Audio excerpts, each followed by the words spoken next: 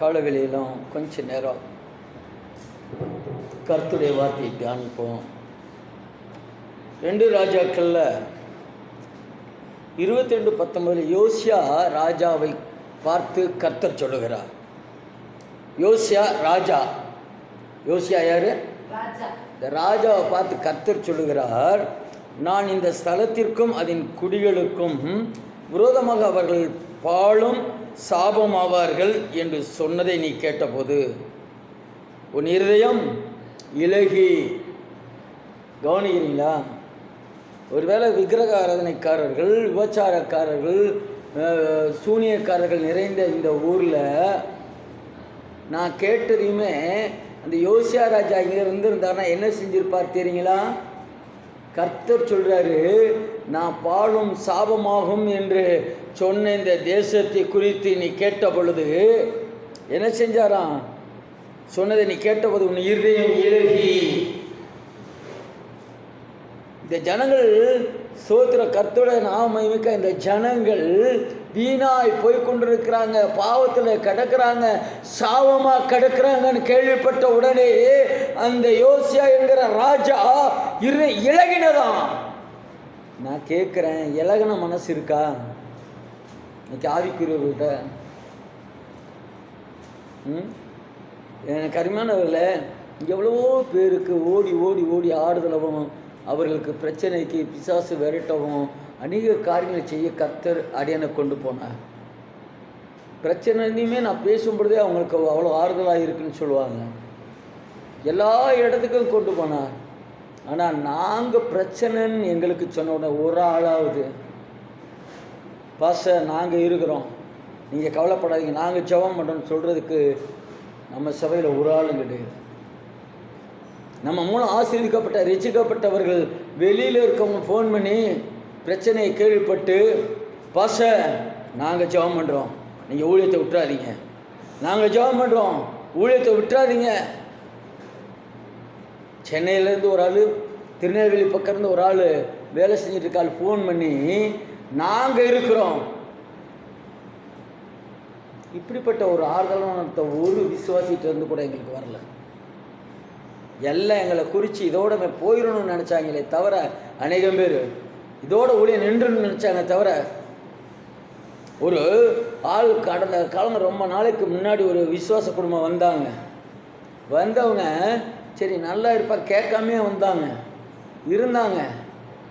பின்னாடி இப்போ ஒரு ஊழியக்காரர் சொல்கிறாரு, ஐயா அவங்க வந்தது ஏற்கனவே ஒரு பாஸ்டர் இந்த ஊரில் ஊழியம் செய்யாதபடி வெளியூருக்கு விரட்டி விட்டாங்கன்னு. எனக்கு அருமையானவர்களே, கர்த்தர் நாம் மகிமைக்காக வேதவசனம் சொல்லுகிறது. என்ன சொல்லுகிறது? மனம் இலகி. ஒரு இலகின மனம் வேணும் ரட்சிக்கப்பட்டவர்களுக்கு. யோசியா ராஜா மேன்மை உள்ளவன், அதிகாரம் உள்ளவன். ஆனால் கர்த்தர் சொல்றாரு, இதை கேள்விப்பட்ட உடனே உன் மனம் இலகினது. இலகி என்ன செய்தாராம்? நீ கர்த்தருக்கு முன்பாக உன்னை தாழ்த்தி இலகி. உடனே ஜனங்களுக்கு இப்படியாக பாழும் அவாந்தரமாகும், பாவத்தில் கிடப்பாங்க, பாவத்தில் கிடக்கிறாங்க, சாபத்தில் கிடக்கிறாங்க. நீ கேட்ட உடனே உன் மனம் இலகினது. இலகினது மட்டுமல்ல, உன்னை தாழ்த்தி ராஜா என்கிற மேன்மை விட்டு தாழ்த்தினாருங்க. இன்னைக்கு தாழ்மை எங்க இருக்கு? தாழ்மை எங்க இருக்குங்க? எங்கேயாவது தாழ்மை இருக்கா? எதுக்குமே ஒரு ஆவிக்குரிய வாழ்க்கை எதுலையுமே புரோஜனம் இல்லாத ஆளுங்க தான் மேலே டாப்பில் நிற்கிறாங்க. நீங்கள் கவனிச்சிங்கன்னா இன்னைக்கு கர்த்தருக்கு பிரியமில்லாத காரியங்களை செய்கிறவங்கள தான் மேலே தூக்கி வைக்கிறாங்க. எனக்கு அருமையானவர்களே, இலகின மனசு இருக்கணும். என்ன மனசுங்க? இலகின மனசு இருக்கணும், தாழ்த்தணும். இந்த ஜனங்கள் ரட்சிக்கப்படாததுக்கு காரணம் இலகின மனசு இங்கே இல்லை. அநேகருக்கு இந்த ஜனங்கள் ரட்சிக்கப்படாததுக்கு காரணம் என்ன? தங்களை தாழ்த்தல ஆவிக்குரியவர்கள். தாழ்த்தி இருந்தால் கர்த்தர் பலத்தை கிரிச்சு உன்னப்பத்தை கேட்டு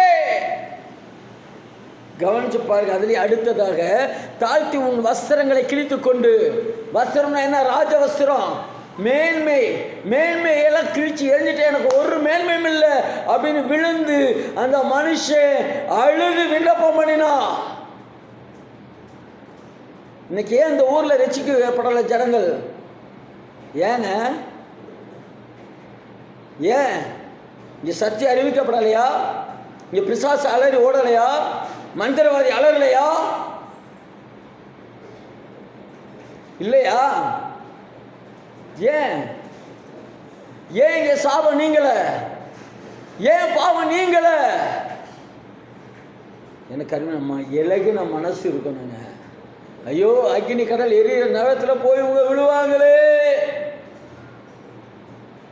பாதாளத்துக்கு போயிடுவாங்களே, நாசமா போயிடுவாங்களே.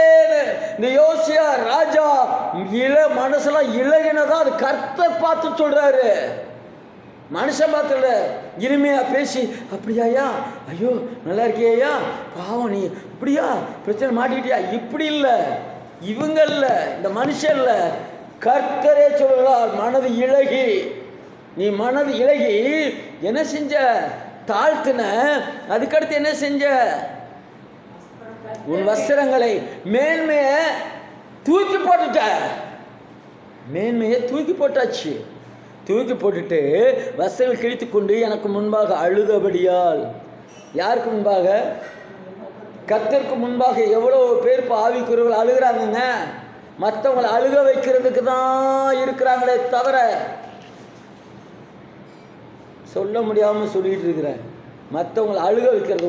ஒன்று சொல்கிறேன், ஒரு ஊழியக்காரர் ஒரு விசுவாசியை ஆயத்தப்படுத்தினா எத்தனை வருஷம், எத்தனை நாள் தூக்கத்தை தூங்காமல் ஜெபம் பண்ணி அவர்களுக்காக கண்ணீர் வடித்து அவங்கள மேன்மைப்படுத்தினாண்டவரே உபவாசித்து ஜெபம் பண்ணின ஊழியக்காரர்கள் உண்டு. இங்கே என்ன நடந்துச்சுங்க பாருங்க, அழுதபடியால். இன்னைக்கு இந்த ஜனங்கள் ரட்சிக்கப்பட அழுகிறது இல்லை, ஊழியக்காரனை அழுக வைக்கிறதுக்கு தான் பிரயாசப்பட்டு இருக்காங்க.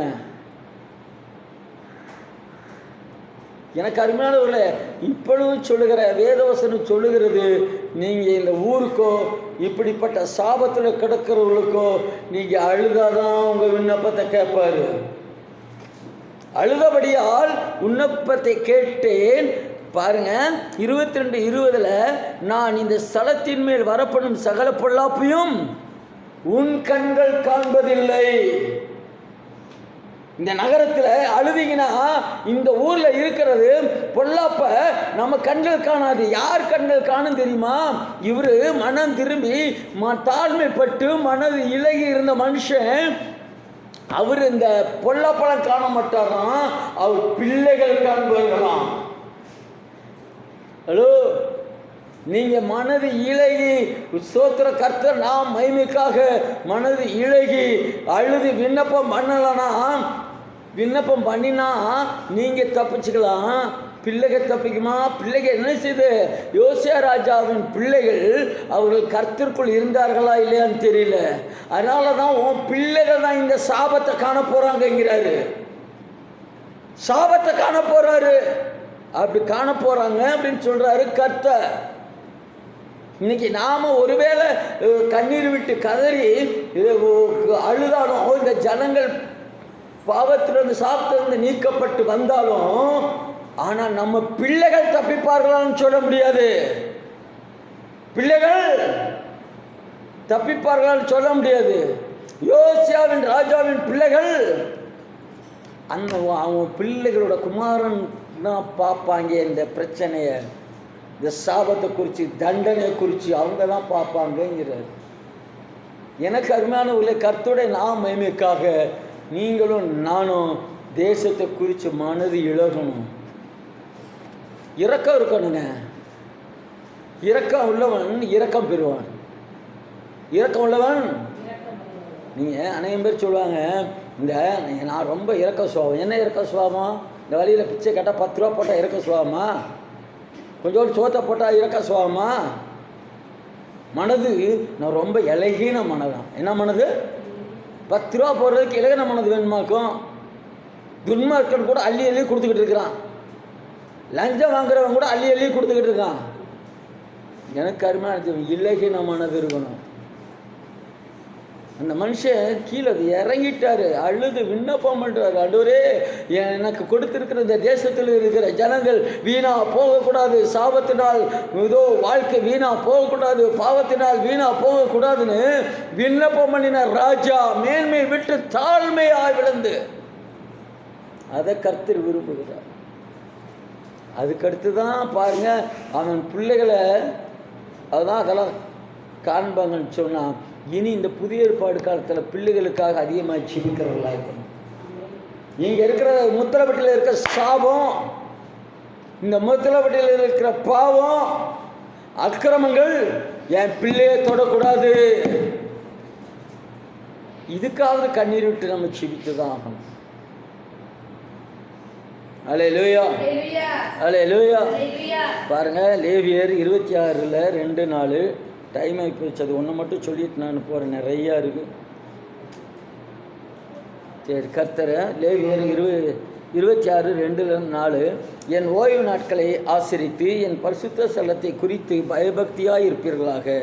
நீங்கள் கட்டளைகளின்படி நடந்து என் கற்பனையை கை கொண்டு அவைகளின்படி செய்தால் மலை தேசத்தில் வரும் சமாதானம் கட்டளையிடுவேன், உங்கள் சத்துருக்களை துரத்துவீர்கள். 7வது வசனம் சொல்லுது, 26:7. கவனிங்க, உங்கள் சத்துருக்களை துரத்துவீர்கள் 5 பேர். கவனிங்க, 8வது வசனம் 5 பேர். ஒரு நிமிஷம் அப்படியே இருங்க. கவனிங்க, இப்போ 5 பேர் சேர்ந்தா இங்கே இருக்கிற கவனிங்க 100 விதமான சத்துருவின் கிரிகளை விரட்ட முடியும். எப்படி 5 பேர் இங்கே கூட முடியலாங்க? ஆவிக்குரியவர்கள் சொல்லுகிறோம் 5 பேரை கூப்பிட்டு ஜெபம் பண்ண வைக்க முடியுதா? 5 பேர் பாரத்தோடு ஜெபிக்க முடியுதா? 5 பேர் சேர்ந்து 100 பேர் எவ்வளோவா? எங்கே போய் அப்புறம் பிசாசு இங்கேருந்து விரட்டப்படும்? பிசாசின் கிரிகள்லாம் அதிகமாக இருக்கும். அப்புறம் மேற்கொள்ளும், ஆவிக்குரிய ஆளுகள் மேற்கொள்ளும், அப்புறம் எல்லாம் 0ல் வந்து நிற்கும். 5 பேர். அடுத்து சொல்ற 100 பேர், 1000 பேரை, 10,000 பேரை, 10,000 பேரை பாருங்க. 5 பேர் இருந்தாலே 100 சத்ருவின் கிரியைகளாகிய பிசாசின் கிரிகள் அழிக்க முடியும். அதனால் ஏதோ நம்ம இருக்கிறோம், கர்த்தர் சொல்ல செவியை கேளுங்க, கேட்டு வசனத்துக்கு வந்துடுங்க, தாழ்மைப்படுங்க, ஜனங்களுக்காக பரிதவித்து கண்ணீரோடு அழுக. அல்லேலூயா. அழுது விண்ணப்பம் பண்ணினா அவர் கேட்பாருங்க, கேட்டு பதில் கொடுப்பார். இலகன மனசு இருக்கணும். இலகன மனசு இல்லாதபடியாய் நம்ம ஒரு நாள் என்ன செய்ய முடியாது, ஜெயிக்க முடியாது. இலகன மனசு இருக்கணும். சோத்திரம், தாழ்த்தணும், மேன்மை விட்டு இறங்கி வரணும். சோத்திரம், அழுகணும். அழுகணும். உங்கள் பிள்ளைகளுக்காக மட்டும் அழுகிறது மட்டும் இல்லை, இந்த ஊரில் இருக்க அத்தனை சாபத்தில் கிடக்கிறவர்களுக்காக அழணும். அப்படி அழுங்க, இலகின மனசாக இருங்க. கர்த்தர் அனைவரை ரட்சிக்க போதுமானவரை எழுந்து நிற்போம்.